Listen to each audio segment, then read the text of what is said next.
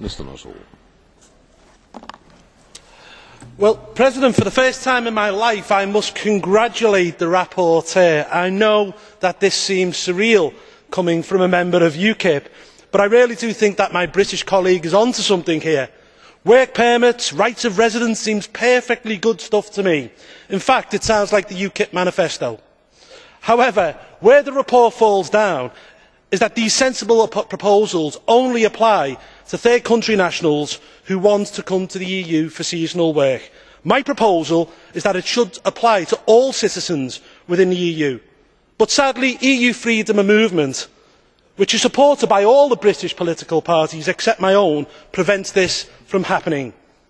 At the moment in the UK we have 2.4 million people unemployed. Now that is less than some of the other countries within the EU, but it is still an appalling statistic. Indeed, worryingly, we have 20% youth unemployment, and in some parts of my constituency, such as Salford, it is up to 40%. Many of these young people cannot find jobs because the employment market has been saturated by a huge influx of Eastern European workers who are prepared to work for less money. The way to solve this problem is by applying Mr Moraes' report to the whole of the EU, and then we can get back to controlling our own borders. But of course his own party, the Labour Party, would never support this.